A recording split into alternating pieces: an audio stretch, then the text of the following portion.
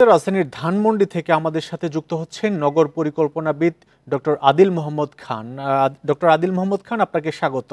শুরুতেই যে বিষয়টি জানতে যাচ্ছি, এই অটো রিক্সা, ব্যাটারি চালিত রিক্সা বন্ধের যে সিদ্ধান্ত, এই সিদ্ধান্তের পরে আমরা সামাজিক যোগাযোগ মাধ্যম সহ বিভিন্ন রাজনৈতিক নেতাদের কাছ থেকেও বক্তব্য পাচ্ছি, পক্ষে বিপক্ষে বক্তব্য আছে। যদিও বিভিন্ন মাধ্যমে আমরা দেখতে পাচ্ছি যে বেশিরভাগ মানুষ পক্ষে কথা বলছে। আসলে এমন বাস্তবতায় ব্যাটারি চালিত রিক্সা বন্ধ করা কি সম্ভব কিনা, বা এই যে সিদ্ধান্ত, এটি কতটুকু যৌক্তিক মনে হয় আপনার?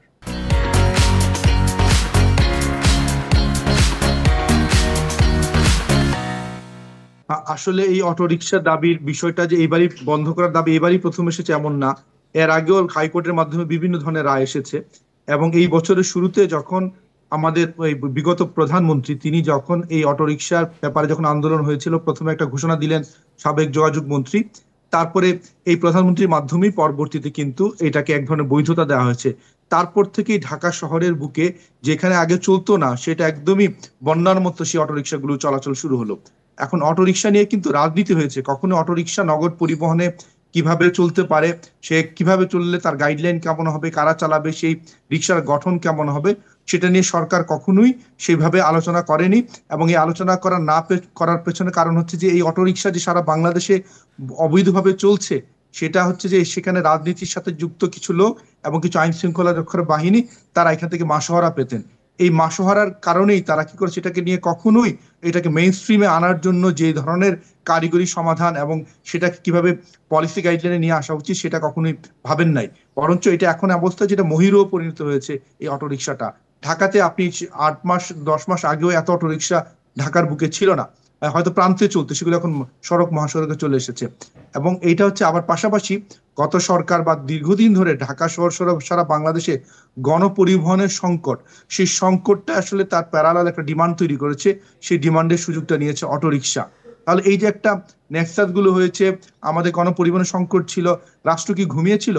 আসলে আমরা যে এখন এই যে সরকার যেটা ফেস করছে হচ্ছে বিগত সময়ের সরকারের যে অব্যবস্থাপনার কারণে যে সংকটটা তৈরি হয়েছে, সেটার একটা ফল। এখন বিপরীতে যারা অটোরিকশা চালান, আপনি এখানে দুইটা গোষ্ঠী আছে। একটা হচ্ছে যারা অটোরিকশার মালিক, অধিকাংশ ক্ষেত্রে ধনী লোকরাই এটার মালিক। বিচ্ছিন্নভাবে কিছু অটোরিকশার মালিক নিজেরাও টাকা পয়সা লোন দিয়ে কিনেছেন। এখন যিনি চালাচ্ছেন সেটা তার রুটি রুজির ব্যাপার। এখন আমাদের দেশে যেহেতু সামাজিক নিরাপত্তা খাতে তেমন কোনো ব্যবস্থাপনা নাই, তাহলে কাউকে যদি অটোরিকশা বন্ধ করা হয়, তাহলে সরাসরি তার যে পরিবার সেটা একদমই, তারা হয়তো সেই অর্থে তাদের আর কোনো ধরনের আয়ের ইনকাম বা সোর্সটা থাকছে না।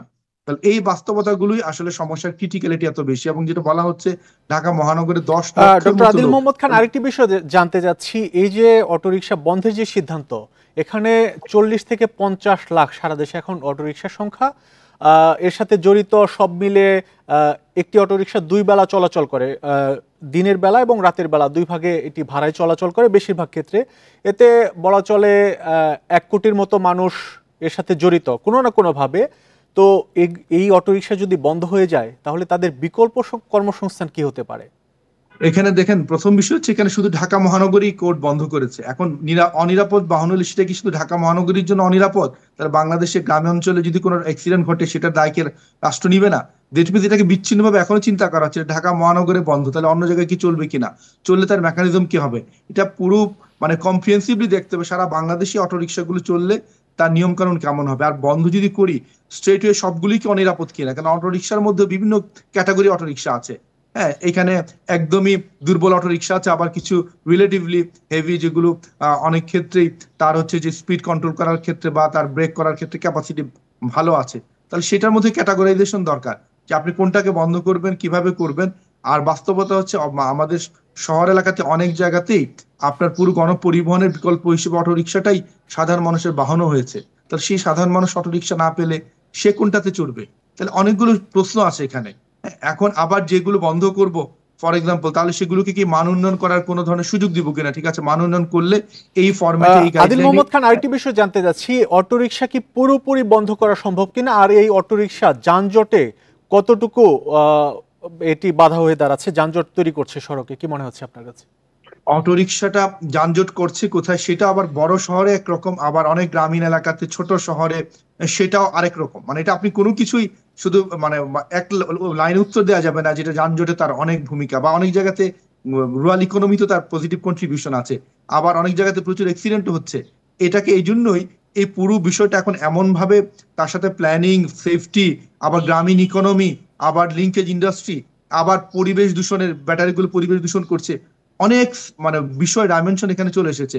এবং এই জন্যই এটাকে আসলে ধীরে ধীরে বন্ধ করা, এটা তো পুরোপুরি বন্ধ করার কোনো সুযোগ নেই, ডক্টর এই আদিল কারণে মোহাম্মদ খান আমাদের সাথে যুক্ত হওয়ার জন্য আপনাকে অনেক ধন্যবাদ।